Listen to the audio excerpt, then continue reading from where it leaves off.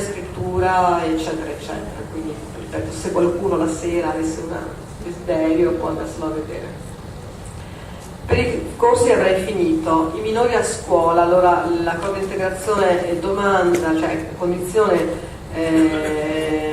preclusiva che chi ha figli minori li iscriva a scuola.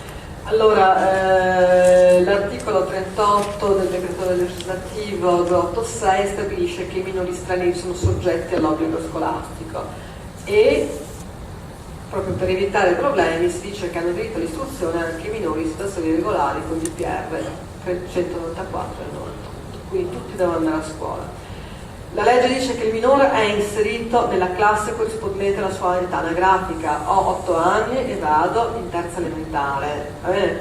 Salvo diversa decisione del collegio dei docenti. La prassi è questa, che se il ragazzino non parla totalmente nulla di italiano viene messo nella classe precedente, dandogli la possibilità di così arrivare a una qualche competenza linguistica. Questa normalmente è la procedura che viene seguita dal collegio dei docenti. Il collegio dei docenti, dopo averlo inserito in una classe, stabilisce anche come quel ragazzino deve seguire i programmi, cioè un adattamento dei programmi in modo tale che venga facilitato, agevolato nel suo percorso scolastico. C'è un'altra legge che aveva fatto anche, così aveva creato qualche polemica, che è la circolare, una circolare ministeriale, non una legge, la circolare 2 del 2010, che introduceva il tetto del 30% alle iscrizioni di alunni di cittadinanza non italiana in ogni scuola. Si può discutere a lungo, può essere una buona procedura, una cattiva procedura. Personalmente, sebbene mi renda conto che qui in Veneto ci sono scuole che anche hanno il 31, 32, 33, 34% di ragazzini non italiani, aveva un vizio di fondo, nel senso che anche il ragazzino nato in Italia, che non è cittadino italiano ma che parla evidentemente italiano, veniva classificato come non italiano e pertanto andava a aumentare questo tetto del 30%, quindi in sé era un errore nel conto, insomma, della cosa. Adesso lo strumento si è affinato, si fa questa distinzione tra chi non parla italiano e chi parla italiano. Allora, il diritto dovere si chiama così in gergo tecnico, cioè nel 2005 un decreto fissava i principi del diritto dovere all'istruzione e alla formazione e si parlava di obbligo formativo. Allora, l'obbligo formativo è il quadro generale, nessun giovane può interrompere il percorso formativo prima dei 18 anni senza avere conseguito un titolo di studio o una qualifica. Vuol dire che nel peggiore dei casi, cioè il ragazzino non ce la fa, non ha voglia, mille ragioni, deve uscire dal percorso solo dopo che ha una qualifica professionale triennale. Quindi i suoi anni di studio, 5 elementari, 3 medie, più 3 di formazione professionale. Può farla a scuola, può farla in un ente di formazione professionale accreditato, ma deve uscire con una qualifica, altrimenti con un titolo di studio.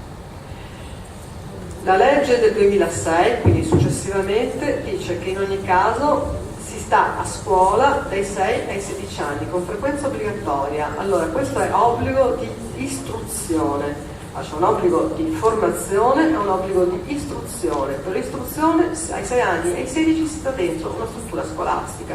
Questo fa capire anche il senso per cui poi il CTP si va dai 16 anni in poi, perché si va a recuperare quello che non si è fatto prima in sostanza.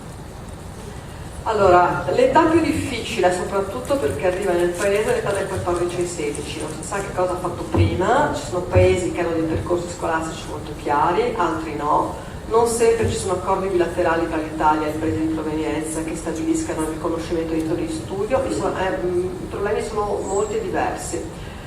In ogni caso, chi arriva può completare l'obbligo di istruzione dai 14 ai 16, nei percorsi biennali, questo è vero anche per gli italiani, cioè per tutti, nei percorsi biennali degli studi professionali, nei percorsi biennali dei tecnici, nei licei, negli IFP, vuol dire istruzione e formazione professionale, attivi presso gli istituti professionali di Stato, oppure proposti dalle strutture formative accreditate dalle regioni, cioè dei CFP.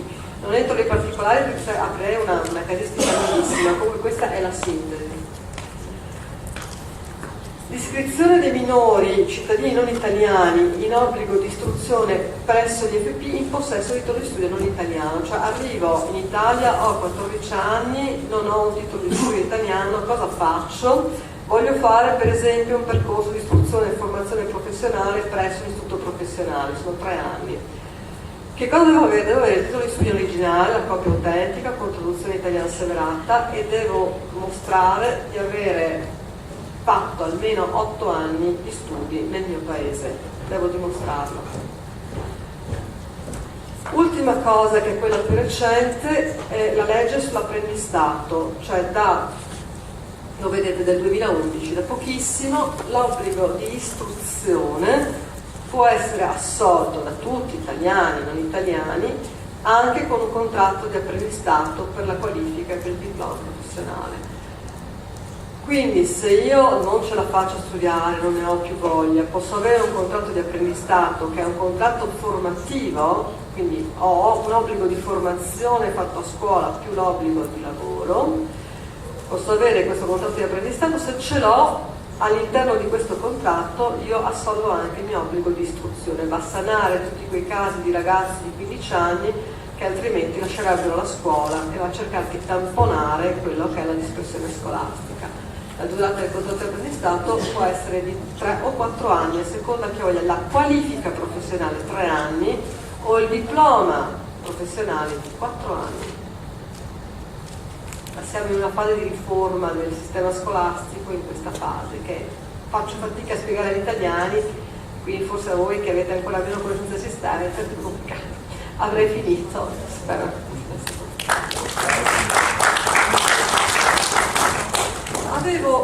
Non so se posso interessare, avrei un facsimile di attestato di competenza che può essere forse utile vedere per rendersi conto. So che c'era anche la questura e può essere interessante vedere che quando sono validi, cioè sono validi questi perché vengono registrati, qui c'è il registro degli attestati in numero e quindi possono essere rintracciati sempre nel caso lo sportello dell'immigrazione o la questura avesse un problema. Domande?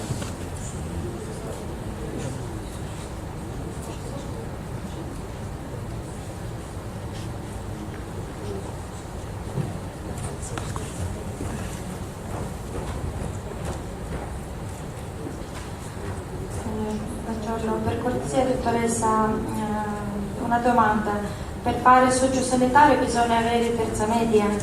No, per fare l'operatore sociale sanitario basta avere, non so perché non sono la regione, so per certo comunque perché ci siamo stati più volte che deve avere il certificato di A2 a livello linguistico più il titolo di studio del suo paese, altrimenti la terza media. Cioè, la terza media è come avere è più evidentemente da già a un livello B2, però effettivamente la terza media fa fede.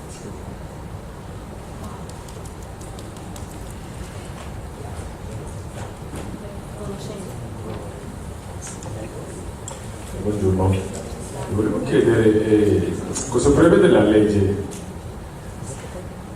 per i genitori stranieri che non mandano i loro figli a scuola. Allora, per lo straniero neoarrivato non gli viene dato l'accordo di integrazione, cioè ripeto, non gli viene dato il permesso di soggiorno alla fine di 2 anni, deve dimostrare, ma in ogni caso per tutti, che siano stranieri o non stranieri, la scuola, cioè, esiste l'anagrafe dello studente, e è un'anagrafe, cioè abbiamo sia l'anagrafe nazionale che quella regionale. Nella fattispecie la scuola che individua che il ragazzino non va a scuola è tenuta a informare il servizio sociale, si dice il sindaco in sostanza, quindi si avverte il servizio sociale comune che fa gli opportuni accertamenti.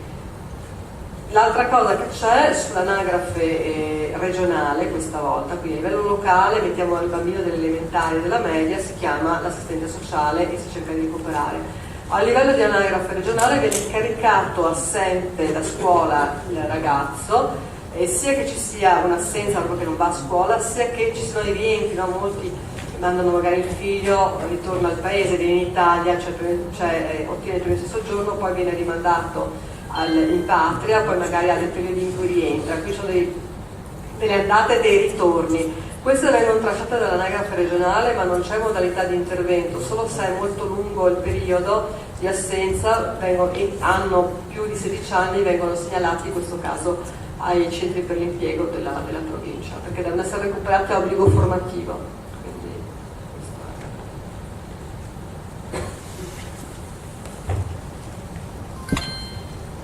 Quindi, buongiorno. A causa della crisi ci sono tanti stranieri che adesso stanno o tornando nel paese o cambiano paese, cioè Italia, vanno in Francia, Belgio, eccetera. Quando vanno e portano dietro di sé i figli, cioè devono informare comunque, non so, i servizi sociali, guarda che mi sto trasferendo in Francia, in Marocco, ieri vado a scrivere il mio figlio. Cioè, per evitare il problema sarebbe meglio, cioè nel senso che normalmente quando c'è, se anche banalmente si sposta di città, lei avverte la scuola, chiede anzi il nulla osta, così. Vado a scuola dove mio figlio frequenta la Giulio Cesare, vado, chiedo nulla osta per trasferimento e viene dato per trasferimento e l'altra scuola poi comunica con la scuola di provenienza, si comunica tra le due scuole il tutto. E questo è normale. Così anche quando vai in un paese europeo deve fare questo. Questo lo so per esperienza, mia figlia è passata dalla Francia all'Italia, chiedo nulla osta alla scuola francese, mi mandano i documenti e con i documenti le scrivo alla scuola italiana. Poi non lo so appunto da un paese ad un altro paese, nel senso che non so come funzioni l'iscrizione a un paese non europeo, certamente le deve avvertire la scuola, perché così la scuola non fa la procedura di avvertire il servizio sociale. E questa sarebbe la condizione migliore. La condizione peggiore è quella che è comprensibile del ragazzino che appunto è scolarizzato qui, poi fa un anno in Cina, un anno in Bangladesh, e poi magari ritorna avendo perso il periodo di scolarità e in quel periodo non si sa che cosa ha fatto. Magari avvertendo che c'è questo andirivieni potrebbe trovare l'insegnante anche delle misure, non so, di recupero, di aiuto se magari si prevede un rientro del ragazzino.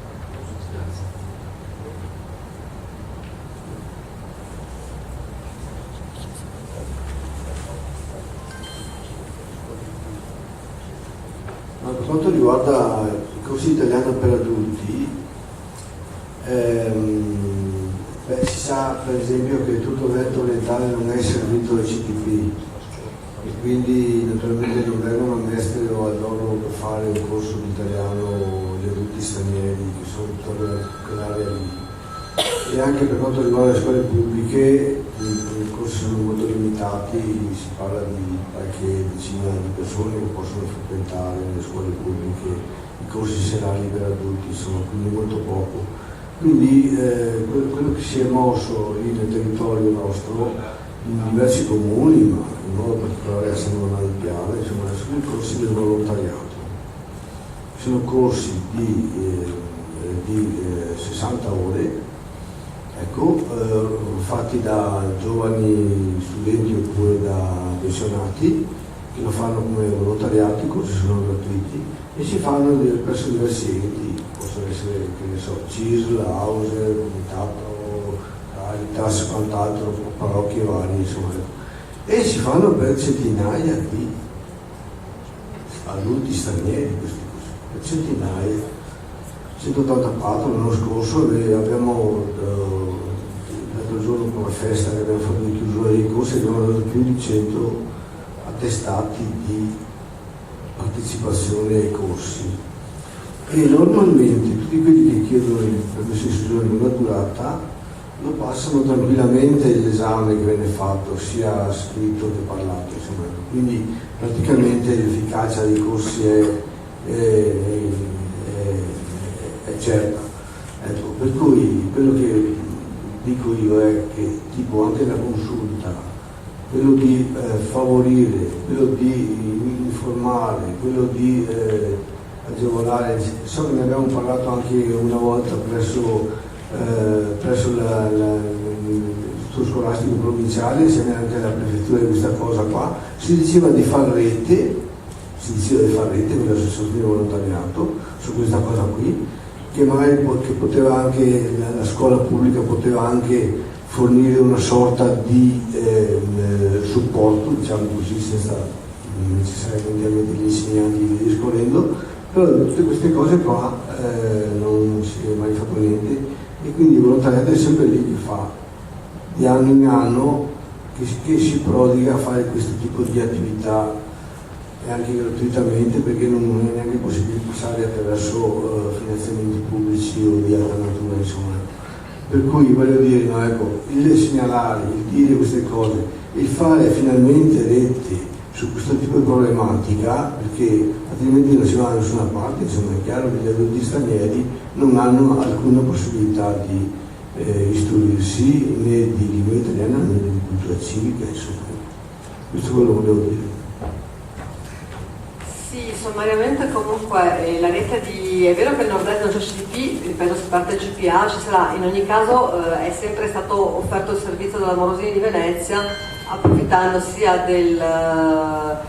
mi pare Galizia Portogruaro, su San Donà si lavorava con mi ricordo più con l'Alberti di solito che fornisce i corsi, o anche con la scuola media c'è anche la scuola media, la Honor che ha fatto corsi per parecchi anni. C'è il CFP, in ogni caso, prego?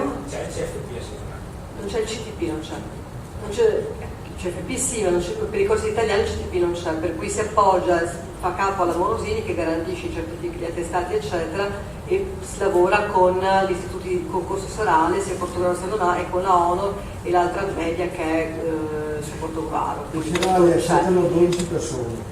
Prego? I corsi serali all'Alberti accettano 12 iscritti, perché non è che fanno più corsi. No, non è vero che accettano 12 iscritti, diciamo che si parla da un minimo di 12 iscritti è diverso. Quello lì è Minimo, no, ne hanno di più. No, ma non fanno più di una classe.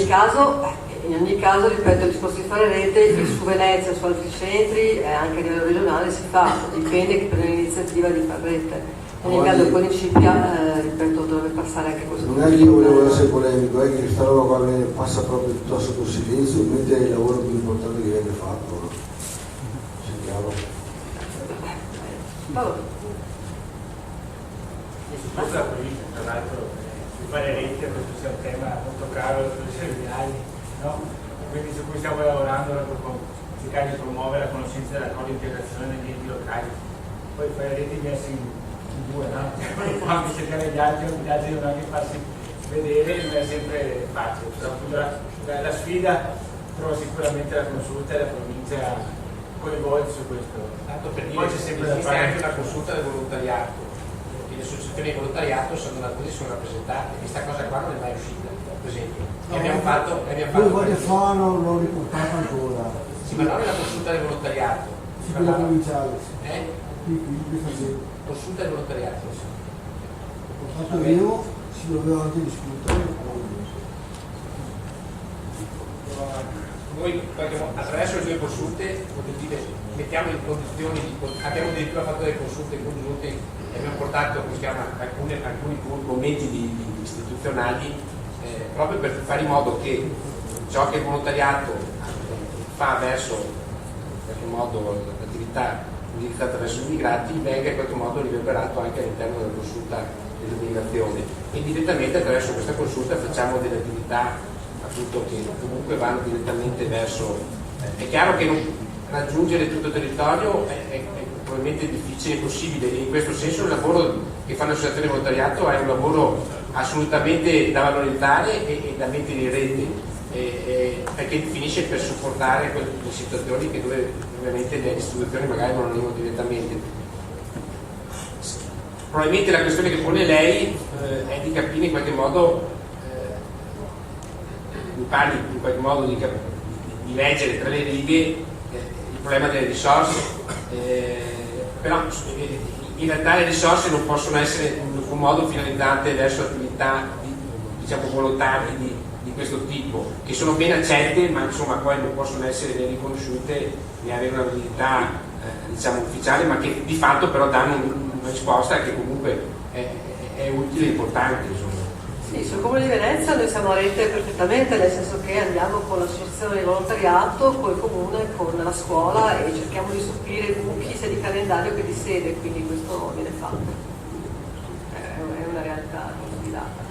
Io mi permetterei come appello ai vostri associati di fare questi corsi, perché sarebbe importante che l'utenza fosse informata e potessimo arrivare a tutti, anche per ridurre il peso sui test che è veramente gravoso. Grazie.